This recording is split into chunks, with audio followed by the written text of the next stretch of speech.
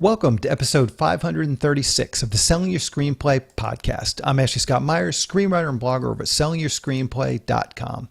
Today I'm interviewing writer-director Chuck Russell, whose credits include Nightmare on Elm Street Part 3, The Mask, Eraser, and most recently Witchboard, which is a horror feature film that he co-wrote and directed. So he's here today to talk about Witchboard and how he got that film produced. So stay tuned for that interview. SYS's six-figure screenplay contest is open for submissions. Just go to www.sellingyourscreenplay.com/contest.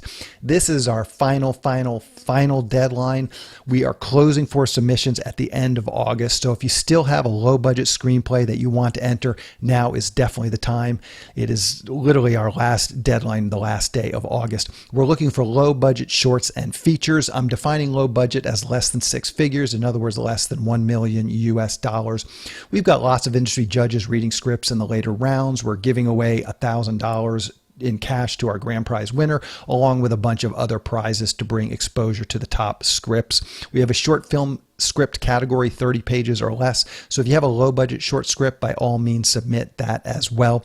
If you want to submit or learn more about the contest or check out some of our industry judges, just go to sellingyourscreenplay.com/contest. If you find this episode valuable, please help me out by giving me a review in iTunes or leaving a comment on YouTube or retweeting the podcast on Twitter or liking or sharing it on Facebook. These social media shares really do help spread word about the podcast, so they're very much appreciated.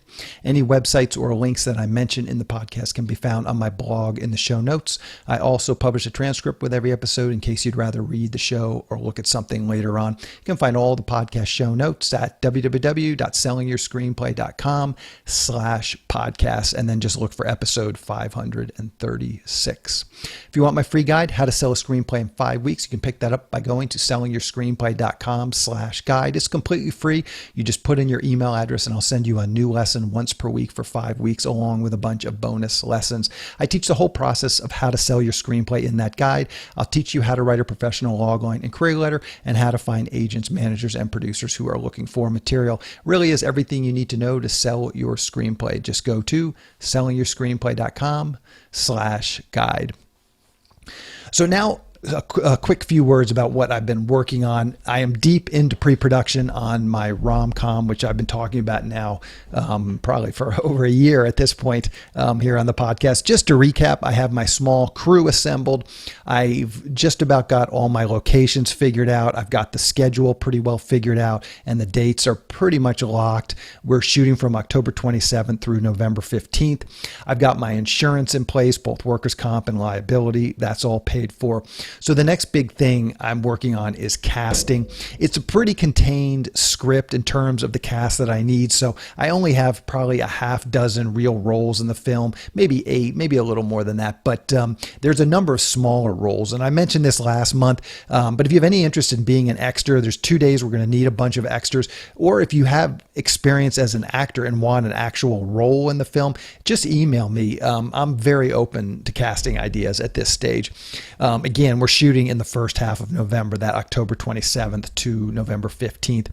I have one small role where it's the moderator of an online test, and it's just one line that the person does. And I'll just describe the scene a little bit, and it'll make sense why I'm doing this. The title character is taking her LSAT at her home computer in her home office. And on the computer screen, there is a moderator who is watching her and other people take the test and also just keeping an eye on time. So eventually the time clicks down. He's looking at the camera to make sure people aren't cheating or whatever. He just glances at the camera a couple times, and then he looks at his phone that is counting down to 0. And then once it hits 0, he goes time. The test is locked. You'll get your results in the mail in a few weeks. And the thing about this, so the way we're going to do this is, so we just need that little video of somebody looking at the camera and then saying that line, and it can be shot. It can be anybody. I thought it would be a cool thing to give this role to someone who listens to the SYS podcast who does not live in LA, because this is something that literally can be done from anywhere in the world. All I need is someone to just film themselves in their home office on a simple camera, just doing what I just described, and then we will take that piece of video, and we will put it in the screen. So where there's going to be like over the shoulder of her taking the test, and on that screen there's going to be a counter that we'll see, and then also there'll be this little video piece where the moderator is kind of taking it. So again, it's just, you could shoot it in your home office. It would be easy to do. It's just one line, and I just think, as I said, it would be a cool cameo for an SYS listener, especially considering it can be done from anywhere in the world. If you're in LA, there might be another role. Again, I want to cast people that have some acting experiences in the roles, obviously, where you're actually having to act. But extras, we can use anybody. But if you have any acting experience, just send me an email and your, a link to your IMDb page or your resume, maybe a reel, something like that. And I'll definitely have a look, and we'll see if I can find a role for you. But for sure, this role really doesn't take that much acting. As I said, it'd just be kind of a cool thing to have an SYS listener do this role of moderator. And again, I thought it would be kind of cool to give it to someone that's not in LA, that can't come out and actually have a one-liner on set. It'd just be a cool way to kind of incorporate the SYS community. So if any of this resonates with you, drop me an email, info@sellingyourscreenplay.com. Anyways, that's what I've been working on, and there's still lots more work to do. So I will definitely have another update over the next couple of months. So let's get into the main segment. Today, I am interviewing writer-director Chuck Russell, whose credits include The Mask, Erasure, and the film that he's here to talk about today called Witchboard. Here is the interview. Welcome, Chuck, to the Selling Your Screenplay podcast. I really appreciate you coming on the show with me today. Hey, Ashley, thanks for having me. So to start out, maybe you can tell us a little bit about your background. Where did you grow up, and how did you get interested in the entertainment business? I was born on a farm, but I'm from Chicago, really, originally. And I came out to LA. I went to University of Illinois, but I came out to LA without really a lot of connections. So I did it a little bit the old school way. I got a job sweeping stages, and I was always writing. I was writing one-act plays back in Chicago area. And I just worked my way up traditionally in film production, from production assisting to assistant directing. And the whole time I was writing, finally I got a co-writing credit for doing a rewrite on Dreamscape back in the day with Dennis Quaid. And it was off to the races. I then got Nightmare on Elm Street 3 as a writer-director, and I brought my partner Frank Darabont in for a rewrite of a Wes Craven script. So a very traditional kind of work your way up from the bottom, but it went pretty quickly, and I was having fun. I was 20 years old and loving moving to LA. Yeah. Now, when you moved to LA, was your intent to be a writer-director? Did you just want to be a writer? What was sort of your intent in coming out here? My intent was to be a director, writer, yes. I had been acting, and I was in one low-budget film back in Chicago, playing a rookie cop, and I was so unhappy. I'd done a lot of acting, and I really realized I preferred my experience directing one-act plays at that time. And I really came to LA pushing writing and directing, ultimately producing also. So, it was ambitious, but really fun and a great time to be in the film business here in LA. So, and it sounds like the entertainment industry may radically change here. I guess it's already radically changing, but I'm curious, the traditional path of, starting as an assistant, working your way up, maybe you can just speak to that a little bit and give us a couple of tips. Someone that has that entry-level job, how do you slowly move up the ranks? How do you know when it's time to tell your boss, hey, I'm also a writer, on the weekends? How do you find those awkward moments to start to push yourself up, and just give us some tips? How do you get that, entry level job and work your way up? Look, I'll give you my opinion, but I will tell you every rule is meant to be broken. There's always a new dodge getting into this business. I actually came to LA with a book called The Gentle Tamers by Dee Brown. I found the highest value piece of literature I could, which was about women in the West, stories of women in the West. But I was way too early. There wasn't the openness to feministic stories at that time. Huh. I came in with something to sell. The people were talking to me. They knew the author Dee Brown. So it helps. I'm not mentioning that because it didn't really work, but it did help as an introduction. And one of the pieces of advice I often give, if you're packaging yourself to be a director, that's one track. And on that track, don't be dissuaded. I got my first directing gig, which was Nightmare on Elm Street 3, because I already had gotten myself the rights to the Blob. New Line didn't want to do my proposed remake of The Blob. But since I was presenting myself as a director and spoke well in the meetings and did my own storyboards, etc., they said, "Hey, we need a director for Nightmare on Elm Street 3. Would you pitch us what you would do with that film?" So just coming in with a point of view. Now, Hmm. nowadays, with your iPhone, there's no excuse for anybody not to come in with some footage. That we did not have it. I mean, I wasn't a big 16 millimeter or 8 millimeter film guy. I was when I was a kid, but that wasn't. I didn't have a short film to pitch. So that is one track. But the production track, they don't go well together. So a piece of advice I just gave this week to a young lady: if you're going to do film production, don't come in and say, "But I want to direct," because they don't care, and everybody wants to direct. The person who's hiring you probably wanted to direct. I really don't know why, because it's the hardest job. You're there before everybody and after everybody, and you're planning the next day. But it is the glamour job, apparently.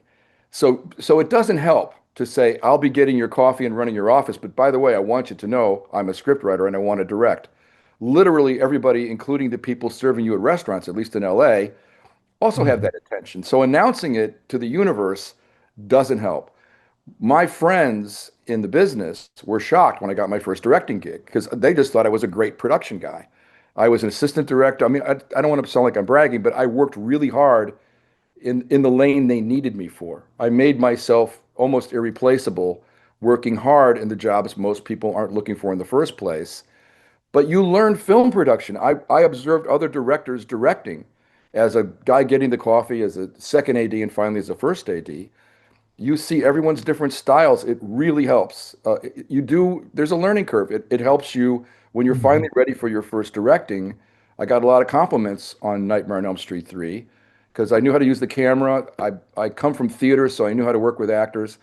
So I would say the interesting question is, if you're starting, do you shout out that you're directing? Shout out that you're directing behind a project, whether it's a short film you want to make and talk to those people who might make a short film with you, or whether it's a feature and you have a property the way I had with the book I found originally, which didn't work out, but interesting people were willing to talk to me about it. And then finally, The Blob, which seemed like an odd idea at the time, but Cronenberg had already done The Fly. So I had a precedent for a silly title 1950s film being a success Hmm. I could point to, saying this is my intention to Now, really. how did you get the rights to the Blob? That seemed like it was Universal or some Universal Pictures or some big studio did that movie back in Research, the day. research. Now you've got Grok and ChatGPT. Hmm. Those days, I just found a way to figure out who actually owned the rights. The Blob was an interesting title because the original is a classic. It's Steve McQueen's first leading role, and it was a big hit at the time. But when you look back at it, even for a film shot in the 1950s, no offense to The Blob, but it didn't hold up well. It's kind of silly, campy in Hmm. its attempt to do difficult visual effects, but it still worked. So it wasn't like the studios were fighting to do a remake of the original Blob. So I happened to find out the original producer, the rights had reverted back to him. I was a young guy. I said, "Look, I'm going to get your movie made. We're going to write a script. It's going to be true." I don't know. I just talked my way into it. Hmm. Nobody else, basically, the answer is nobody else wanted it. So it took a little spark of imagination and the fact that I knew I could point to The Fly and I could hype it up. By the time we presented it, I had a bunch of artwork. Now you can use AI to make the best artwork for your pitch. Hmm. So since you guys are writer centric, I will say writing is such a big deal. It's been the motor to my career. I might not be thought of as a writer first, but to this day, I'm often hired to rewrite to direct. They know I can be a bit of a script doctor at this point in my career, and I have Hmm. original scripts I like too. And I spent years with Frank Darabont as a writing partner, which was wonderful for both of us. My point is just what is it about your property? If it's not a book and it's not a remake, maybe it's an original story you know of. Maybe you can go out and say, "Hey, I got the rights to this original story. Here's the simple document for the person it happened to." You actually have to have things like that, or you'll give the other person an idea to do that original story. You Hmm. need to go out. It doesn't cost a lot of money. You find an interesting story, and maybe it's going to be a cultural story or a personal story or a drama. It doesn't have to be a horror film, which is how I started. just find something you're passionate about. It's just the basic Mhm. advice for all writing and filmmaking, because it's going to end up being a lot harder than you think. Yeah, yeah, for sure. Finish. Now, interestingly, it doesn't sound like with the Blob and with these female Western stories, it doesn't sound like you wrote a spec script and went in with that. You had the rights to the Blob, you had the rights to this book.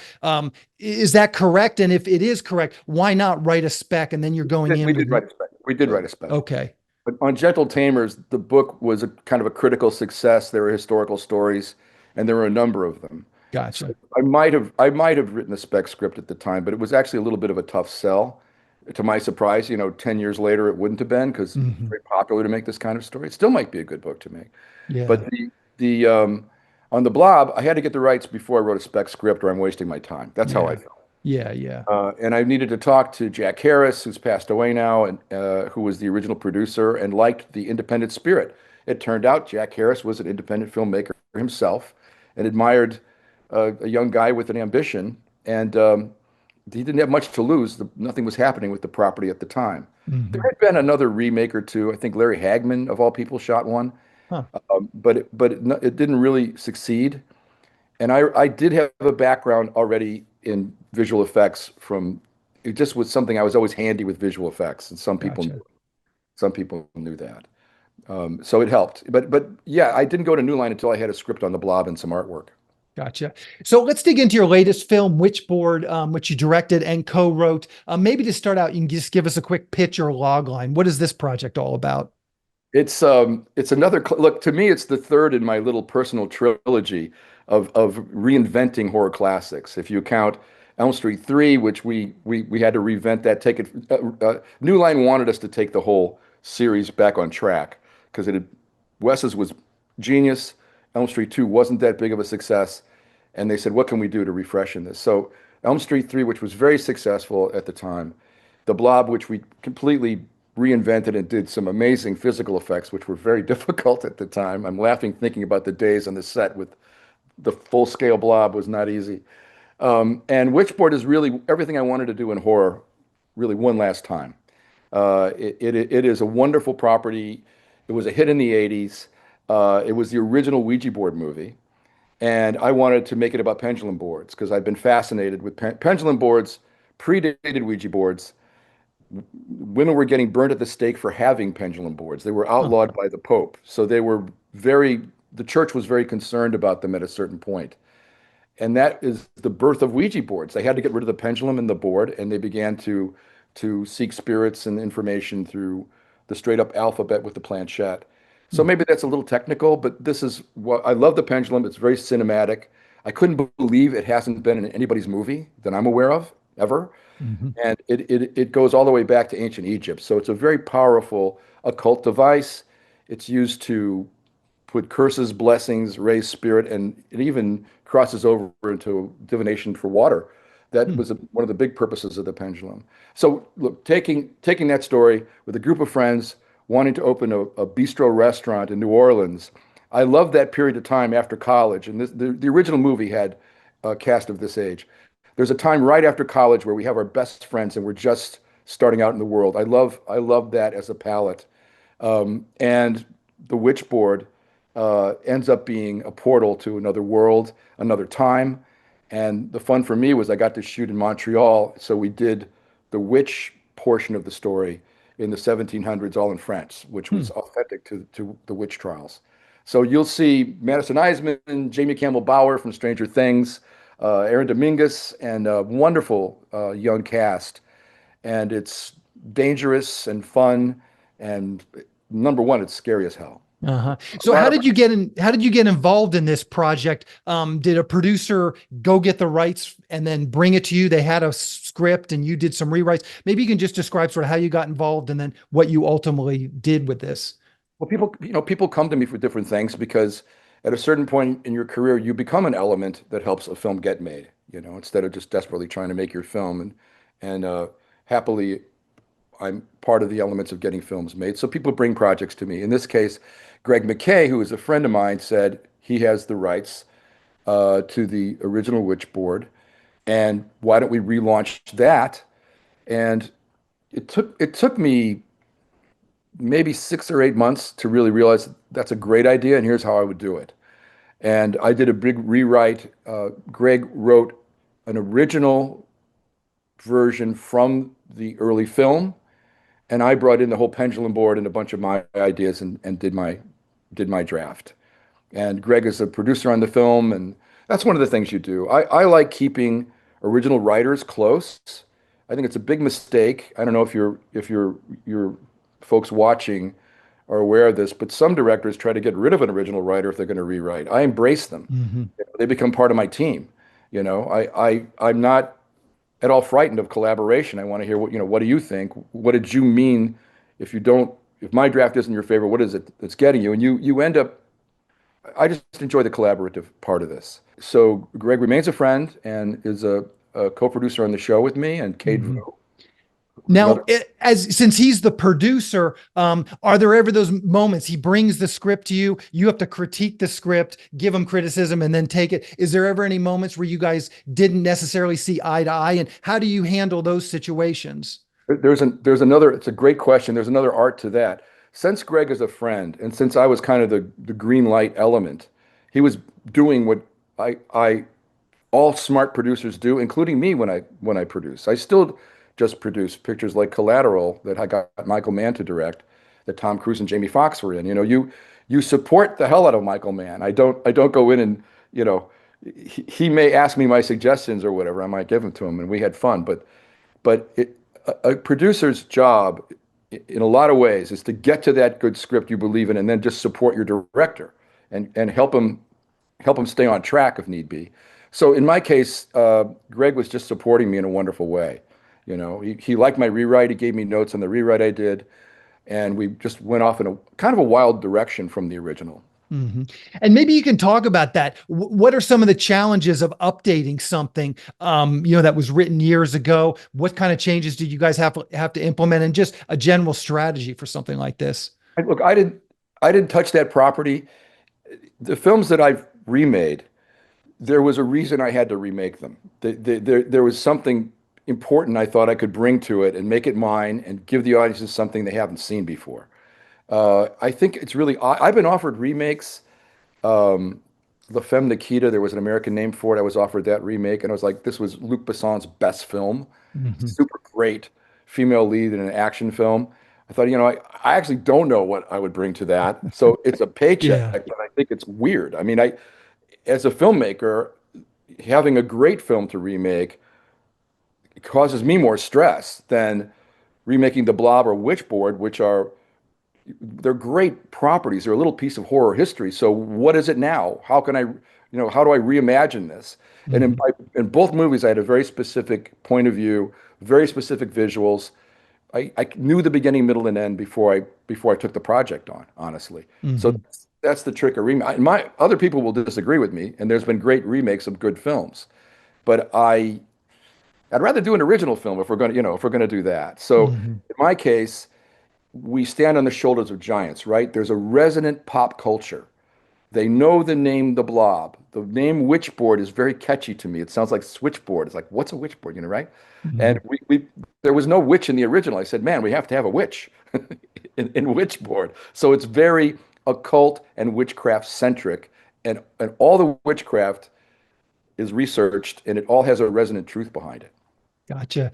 So maybe you can just describe your actual process. I'm always curious just to hear how writers work. So you got a draft of this from your friend slash producer. Do you break it down into index cards? Do you have a board? Do you just input it into final draft and start making edits? Maybe you can talk about just sort of that process, how you go about making changes to on, someone on a else's on work. a polish, and there are technical contractual definitions of what's a polish and what's not. But I think people know what I mean. If it's not a deep rewrite, yeah, put it into final draft. But you should know where you're going. Um, this was, I wonder if I should tell. My technique with Frank Darabont was very interesting because it was truly rewriting. It was like two guys in the 1920s writing Broadway music together. I mean, we really were in the same. We got a cabin in Big Bear to do the rewrite on Elm Street 3 and literally did it together. And that was all about boarding it, which I personally believe in it. In that case, it was 3 by 5 cards. And we do little theater. If you're working with a partner, you can actually play scenes out a little bit. Or if you have Hmm. actor friends, it's a lot of fun to try your scenes out and workshop it a little bit in your own safe environment. Um, but I don't like moving forward until we know where we're going, and then you break your rules. If your characters start speaking up outside of your structure, that's great news. It means, we're going to make an adjustment. It means that the characters are vibrant enough. Maybe they're not going to behave the way you thought in your structural overview, and go with it and see where it takes you. Let them call the cops in a horror film. Don't make them not call the cops. Don't Hmm. don't have them not walk into the dark basement. What else is going to happen that could be even scarier? So you can break your own if you know where you're going. And the same thing's true of storyboarding scenes for filming. I like to have a plan, and then we're there to rise above the plan should it come to us. But I know where we're taking off and how we're landing every day I shoot. And when we start a script, I know where we want to go. You may come up with a surprise for the end because its endings are just giving the audience exactly what they want and the way they least expect it. This Hmm. is this is my personal rule for endings. You can't be predictable, but you better add up, you know. Hmm. Yeah, yeah. Or your ending can be ironic. I mean, that's true. So, yes, I personally believe in boarding. Frank Darabont, who wrote Shawshank Redemption, less believed in boarding. I don't know what he did. Maybe he treats each thing individually. But when you work with a partner, for sure, you better board it so you both know where you're going. Gotcha.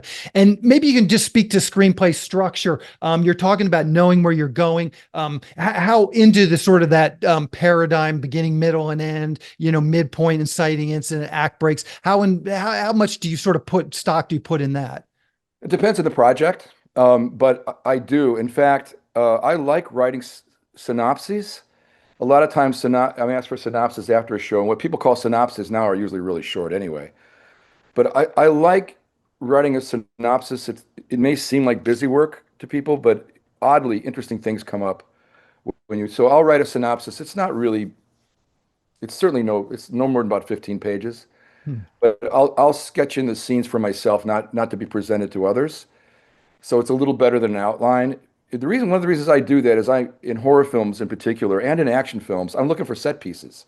I want to tell a great story, but the set piece, you have to have a strong Christmas tree. Then these set pieces are the decorations. They're where you're putting a bulb, how often are you having a scare. Different people have rules to these things. I keep thinking it's good to break the rules, but I look for the strongest story and characters I love for whatever reasons. I got to care about them. Hmm.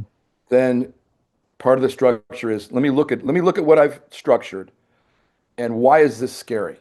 Because if it's not scary in a horror genre, I mean it's still the number one thing. Hmm. So I Yeah. could be I could be scary, funny.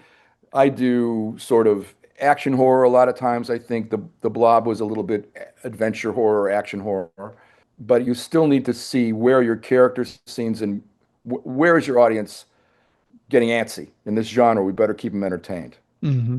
So how can people see Witchboard? Do you know what the release schedule is going to be like and where it will be August available? 15th. August Oh, 15th. okay, Coming perfect. up. Theatrical release only at first. Perfect. We're very excited about that. We're starting some screenings. Hmm. We're getting it out there I'm learning a lot about the new way of marketing films, leaning heavily towards the internet, which is great fun. Hmm. And I just like to wrap up the interviews by asking the guests, is there anything you've seen recently, Netflix, Hulu, HBO, that you can recommend to our mostly screenwriting audience? Oh, Sinners. I was Sinners. just blown away by Sinners. I mean, Okay. what's great about Sinners, the sense of place. First hour of the show, you don't even know you're necessarily in a horror film. I don't know if I got the timing exactly right, but incredible performances, great production values. Now, it's a studio big budget project. A lot of times I like referring to independent films where you have to do more with less.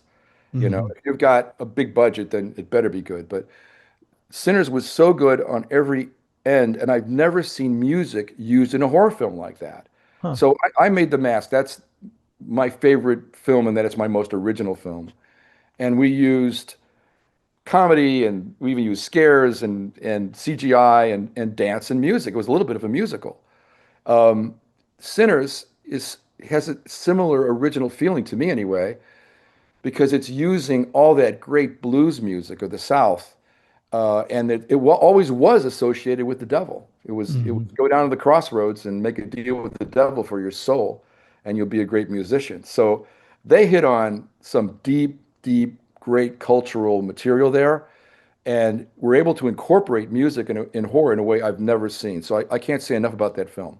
Okay. Yeah, that's a good recommendation. I've heard good things about it. I have not checked it out yet. What's the best way for people to keep up with what you're doing? Twitter, Facebook, TikTok, anything you're comfortable sharing, I will round up and put in the show notes. I personally don't do social media because I'll be up all night. Like it's a lot easier to go on social media than do the writing. I still have to be quite a disciplined writer. But you can look up Witchboard all you want. It will be Okay. on all those platforms. You look Perfect. at Yeah. And we'll link to the, Witchboard movie 2525, I believe it is. okay, perfect. And we'll link to it on the we'll link to IMDb page as well. Chuck, thank you for coming on the show and talking about your film. Good luck with this films and good luck with all your future films as well. Writing, you don't need anybody's permission. That's a beautiful thing. Go write your script. It's sound advice. Thank you much. We'll talk to you later. Bye. A quick plug for the SYS Screenwriting Analysis Service. It's a really economical way to get a high-quality professional evaluation on your screenplay. When you buy our 3-pack, you get evaluations at just $67 per script for feature films and just $55 for teleplays. All the readers have professional experience reading for studios, production companies, contests, and agencies. You can read a short bio on each reader on our website, and you can pick the reader who you think is the best fit for your script. Turnaround time is usually just a few days, but rarely more than a week. The readers will evaluate your script on 6 key factors: concept, character, structure, marketability, tone, and overall craft, which includes formatting, spelling, and grammar. Every script will get a grade of pass, consider, or recommend, which should help you roughly understand where your script might rank if you were to submit it to a production company or agency. We can provide an analysis on features or television scripts. We also do proofreading without any analysis. We will also look at a treatment or outline and give you the same analysis on it. So if you're looking to vet some of your project ideas, this is a great way to do it. We will also write your logline and synopsis for you. You can add this logline and synopsis writing service to an analysis, or you can simply purchase this service as a standalone product. As a bonus, if your screenplay gets a recommend or a consider from one of our readers, you get to list the screenplay in the SYS Select database, which is a database for producers to find screenplays and a big part of our SYS Select program. Producers are in the database searching for material on a daily basis, so it's another great way to get your material in front of them.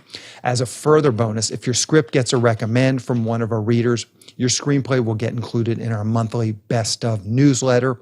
Each month, we send out a newsletter that highlights the best screenplays that have come through our script analysis service. This is a monthly newsletter that goes out to our list of over 400 producers who are actively looking for material. So again, this is another great way to get your material out there. So if you want a professional evaluation of your screenplay at a very reasonable price, check out www.sellingyourscreenplay.com/consultants. Again, that's sellingyourscreenplay.com/consultants. So I've just gotten so busy, I do not have an interview lined up for next month. So I have no idea who is going to be on the podcast next month. I am working on that, but I'll definitely have an episode. So keep an eye out for it. That's the show. Thank you for listening.